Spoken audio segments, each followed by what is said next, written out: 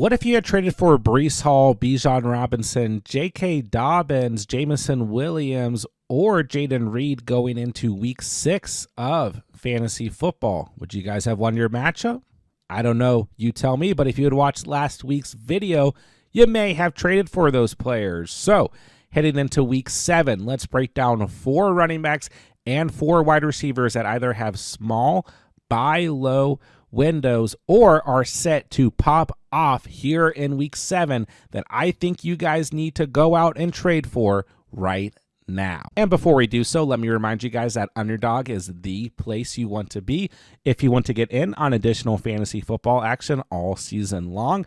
Their week 7 NFL pick'ems are live, and Underdog is giving all new users who sign up with promo code THECATCH a free pick 'em to use towards the week, as well as a 50% deposit match up to $1,000. So that's a free pick 'em to use towards week 7's action, as well as up to $1,000 in bonus cash on Underdog when you sign up with promo code THECATCH. All right, let's start the video with Brian Robinson Jr. of the Washington Commanders. I think this is an extremely small buy low window, and I really encourage you guys towards the beginning of the season, like weeks 2 and 3, to go out and buy low on Brian Robinson, who's been fantastic, a top 12 running back so far on the season in fantasy football, averaging 15.5 fantasy points per game. A little bit lower volume in week 5 against the Browns as he was dealing with that knee injury, and he still scored 2 total touchdowns. Then he missed week 6 against the Ravens, and at this point in time, he is questionable for week 7, but he's at least been practicing in a limited capacity. And if he does play, he is active against the Carolina Panthers, he's going to absolutely pop off. Panthers allowing the most fantasy points to the running back position so far on the season. We just can't ignore this. If B-Rob is healthy and active, he's going to have a monster day. I mean, the Panthers' run defense is so bad that over the past 3 weeks, we have seen touchdowns to Bijan Robinson, Tyler Algier, DeAndre Swift, Roschon Johnson, Zach Moss, and Chase Brown. 6 running backs in 3 weeks have scored touchdowns on the Panthers' run defense. So the injury helps you guys here. A little bit of, I want to say, a low volume performance in week 5. Like, people were worried coming out of week 5 about Brian Robinson Jr., and he scored 2 touchdowns. So this is a really small buy low window. If there's an opportunity for you in your league, trade for Brian Robinson Jr. right now. All right, next up is DK Metcalf of the Seattle Seahawks, and definitely have seen you guys bring up a lot of trades involving Metcalf in the past week or so, and definitely have had a lot of concern out of a lot of you guys in terms of DK Metcalf in the past couple weeks. But Metcalf has still been very solid on the season, averaging 14.3 fantasy points per game. He's the wide receiver 18 in fantasy football. He's just had 2 down weeks, 7.5 fantasy points in week 5, 7.8 fantasy points in week 6, but he still has 7 or more targets in his last 2 games. So Metcalf, I mean, you're going to get some volatility. With most wide receivers, you are going to get volatility. It's just how it is. And the Seahawks unit just puts themselves in a position where they end up needing to throw the football, and they get in these shootouts, and Metcalf's just going to continue to be heavily involved as the season goes on. I know we've seen a little bit of worrisome quarterback play out of Geno Smith, but ultimately we've also seen Geno Smith throwing the football a ton. I think Metcalf and Geno are going to get back on track, and I like this matchup a lot here in week 7 on the road against the Falcons. Both of these teams so far on the season have kind of allowed a couple game scripts where things just get out of hand, a little loose. We see both teams involved needing to throw the football. Look at week 6 between the Niners and the Seahawks. Go back to week 5, look at the Bucs and the Falcons. I'm expecting a good overall fantasy day in this matchup between the Seahawks and the Falcons, and I think we can see Metcalf get back on track and score double-digit fantasy points in this game. So this is a nice buy low window for Metcalf. go out and take advantage of it and trade for DK Metcalf while you can. And I love DK Metcalf's line on Underdog right now, sitting at 67.5 total receiving yards. He smashed that in every game between weeks 2 and 4 at 129 receiving yards, 104, then 104 again. So 104 receiving yards in weeks 3 and 4. Been a little bit down the past 2 weeks, but like I said, I think this is a get-right game for Metcalf. I think he will smash this receiving line, so make sure you guys head straight to Underdog. Don't forget, all new users who sign up with promo code TheCatch are going to get a free pick 'em for the week. Take your free pick 'em. Take the over on Metcalf's receiving yards. Automatically triple your cash entry. And while you're doing so, Underdog is also going to give you a 50% deposit match up to $1,000. All right, next up, I want to talk about Jahmyr Gibbs of the Detroit Lions. And I mean, I think you could argue with Gibbs, like maybe this isn't necessarily a buy low, but I've heard a lot of concern coming up about Jahmyr Gibbs in the past week or so. You know, the week 5 bye helps you in terms of trying to trade for him, because the bye week always has this weird effect when the trade comes into mind where like a player's perceived value is a little bit lower. Then in week 6, you know, and an incredible amount of points scored by the Lions, an absolute offensive onslaught, and just 12.1 fantasy points for Gibbs. So, like, that is concerning some people. Monty's the RB6 on the season. Gibbs is the RB12. Gibbs has 4 touchdowns so far on the season, 3 rushing, 1 receiving, where Monty has a rushing touchdown in every game and had 2 rushing touchdowns in week 6. So, some people are getting concerned because the usage towards the goal line for a majority of the season has been Monty, but Gibbs has been great, and they're utilizing both running backs here. Like, there's nothing to be worried about if you are a Gibbs owner. He's the RB12 in fantasy football, averaging 16.6 fantasy points per game. If you can find a buy low window, I do think this one's a little bit more tricky, because I think a lot of people do understand that Gibbs is a great player. But when I say I've seen a lot of concern about Gibbs, I've seen a lot of concern. And it is a tough matchup this week against the Minnesota Vikings, who are giving up the second fewest fantasy points to the running back position. So I think there is a potential that the buy low window kind of stays open here. So especially if Gibbs has another like 10, 11, 12 point performance here in week 7 against the Vikings, then definitely continue to try and take advantage of that, because then you have a bye week, a 12-point performance, and another lower ceiling performance potentially here in week 7 could make those trade negotiations for Gibbs a little bit easier. But like I said, I don't know how easy this one's going to be. But if there's a buy low window in your league on Gibbs, go out and take advantage of it, and trade for Gibbs right now. All right, next up, let's talk about T. Higgins of the Cincinnati Bengals. And once again, this one might be a little bit of a tough sell for you guys, but coming off of a performance with 14.7 fantasy points, when you guys are going out and making your trades this week, trade offers this week, try to involve T. Higgins. I mean, the nice thing with Higgins in terms of a trade is that he had that slow start to the season, missed the first 2 games of the year, 6.9 fantasy points in week 3 in his first performance back, then 12 fantasy points in week 4, 14.7 last week, a high ceiling against the Ravens in week 5, but the Ravens are giving up the most fantasy points to the wide receiver position so far on the season, and that's the only game that he has scored in as well, albeit he scored 2 touchdowns. So you can maybe kind of finagle your way into saying, like, really his only high ceiling game came against the Ravens, right? Everything else has been 14.7 or less so far on the season. So it's a great matchup this week against the Cleveland Browns, giving up the 26 most fantasy points to the wide receiver position. Next week he gets Philly, another great matchup, and that is a matchup at home. Then he gets the Raiders at home, another great matchup.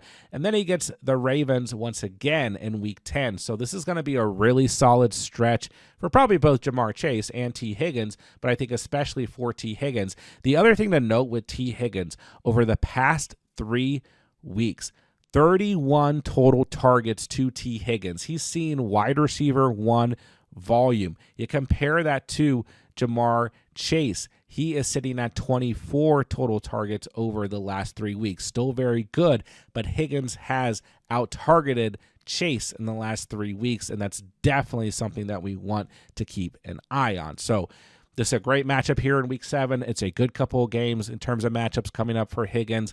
I don't know how long a lower overall buy low window might be here for T. Higgins. I still think you're going to have plenty of fantasy managers who say, no thanks, I understand the value of T. Higgins. But if you have a buy low window in your league, absolutely take advantage of it when it comes to T. Higgins as we approach week 7. All right, next up is James Conner of the Arizona Cardinals, and I think he is a fantastic buy low candidate right now. I think almost everything is there in terms of a buy low window for James Conner. So ultimately, when it comes to James Conner, he's just one of these guys. You can plug in majority of the time. He's going to get you double-digit fantasy points.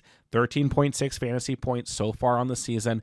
Double digits in every matchup except for week 3 at home against the Lions, a great run defense, and this past week on the road against the Green Bay Packers. This is just one of those players. As long as he's healthy, you have a good shot at 10-plus fantasy points. His ceiling on the season is 19.4 fantasy points. I know this offense is worrying some people, but ultimately Conner is still going to be solid if and when he is healthy. But let's break that down a little bit further, okay? He's dealing with an ankle injury that he suffered in week 6, okay? He was able to play through it, but he's still been dealing with that throughout the week, okay? We also saw some additional touches to Trey Benson last week at 5 total touches, as well as Amari DeMarcado, who had 4 touches and then 7 targets and 5 receptions. And this is a bad matchup against the LA Chargers, one of the best run defenses in the NFL, giving up the 3rd fewest fantasy points to the running back position.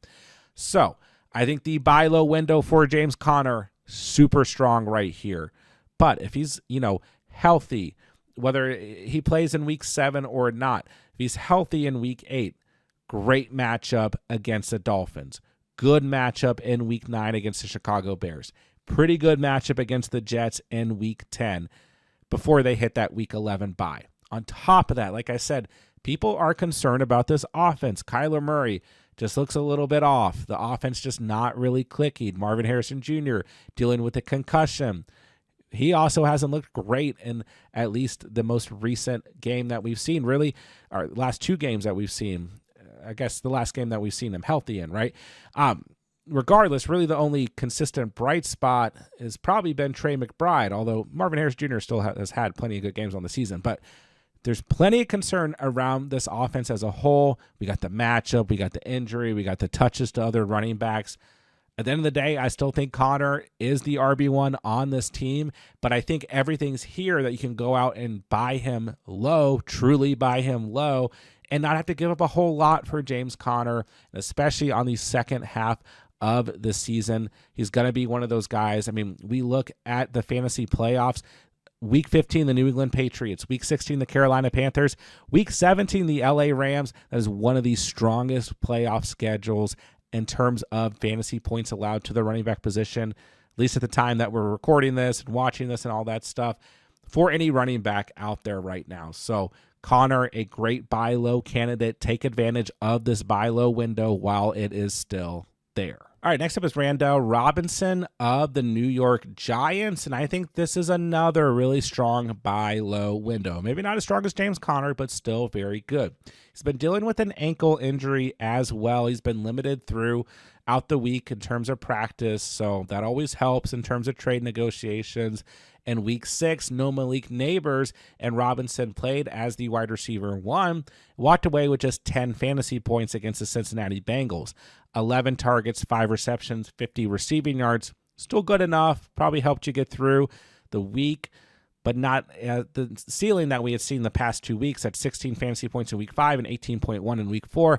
And Daniel Jones did not look good in week 6 after having at least a couple good games stringed together there. So I still really like Robinson. He's the wide receiver 30 on the season, averaging 13.1 fantasy points per game. And I think things are going to get better for Robinson. Not that they were bad necessarily, but will get better with Malik Neighbors getting healthy and out there because, opposing defenses just have to apply that pressure to Malik Neighbors first and foremost. So I think Neighbors coming back is actually a good thing for Robinson. But overall, double digits in every game on the season for Robinson except week 2 against Washington. But he did score a touchdown in that game, and he had 9.8 fantasy points, barely missed double digits. So he's been very consistent. He's a strong start on a weekly basis in full PPR.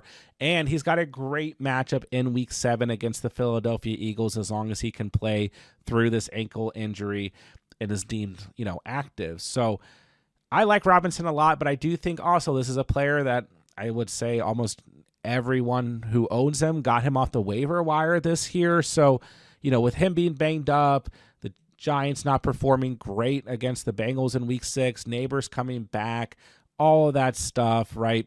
You can definitely get Robinson in a trade or added on to a trade because the perceived value is just a lot lower right now on Robinson. So maybe it doesn't have as high of a ceiling overall or isn't like one of these star-studded players, but I think he's a really good player to go out and trade for as we approach week 7. All right, next player I'm going to talk about is Rico Dowdle of the Dallas Cowboys. I always like to talk about a player who's on bye week. I think trading for players who are on their current bye week or coming off of their bye week always is a good strategic move because their perceived value is just a little bit lower. The bye week does this weird thing to fantasy managers, especially when they can't start a player or see points from a player in a given week. So Dowdle, tough start to the season with 9.9 or less fantasy points in the first 3 games of the season. He's the RB29 so far on the year.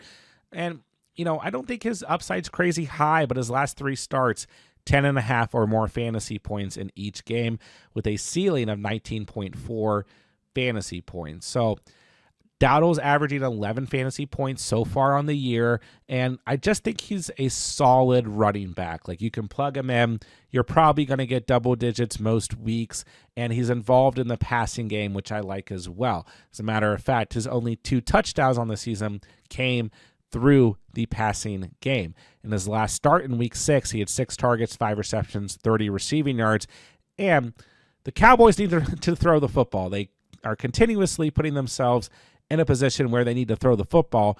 But the nice thing for Dowdle is that it doesn't necessarily game script him out. He is still involved in the passing game. So I think the Cowboys will continue to be in matchups where they need to throw the football. And the most important thing here is that Rico Dowdle is the RB1 for the Cowboys, unless they make a drastic change coming out of the bye week. Ezekiel Elliott's usage on the season has been awful, and his production has been awful. He's averaging just 3.03 yards per carry, where Dowdle is averaging 4.17 yards per carry, and Zeke is averaging actually 6 yards per catch, but he only has 6 receptions on the season.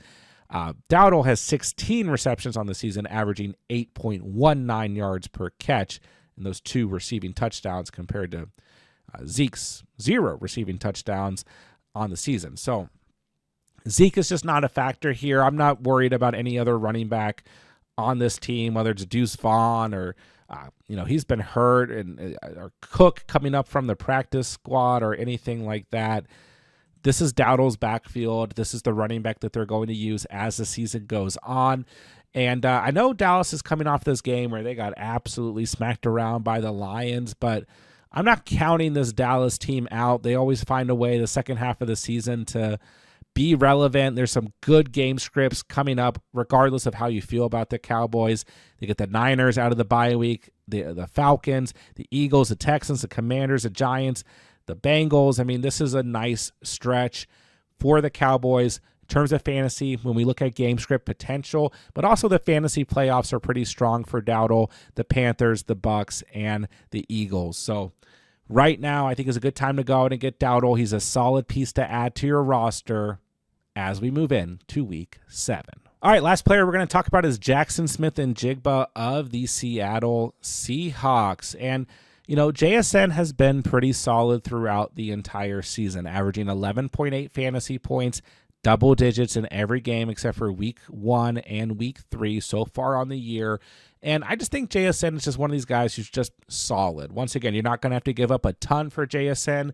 Maybe you can add him to a trade. I think he's a good player at the end of the day to trade for, because the Seahawks are finding themselves in a lot of game scripts where they need to throw the football. You look at the last 3 games for the Seahawks, 40 or more passing attempts with a ceiling of 56 passing attempts. And I don't think that's going to change, here in week 7 against the Falcons, another team that's allowed some game scripts where they need to throw the football, right? So I like the Seahawks offense this week in terms of a game script, but I also think that JSN is just solid, right? We're seeing, split volume here. Don't get me wrong. DK Metcalf's going to get targets. Tyler Lockett, old and reliable, still getting targets as well. But overall, JSN, I think his perceived value is a little bit lower, and he's probably a guy, like I said, averaging 11.8 fantasy points per game on the season, who can come in and give you a solid floor on a weekly basis that I don't think a lot of fantasy managers have a high perceived value on at the time. Didn't really, cost a crazy high draft pick going into the season. Is probably a player who's just like in the flex area for other fantasy managers.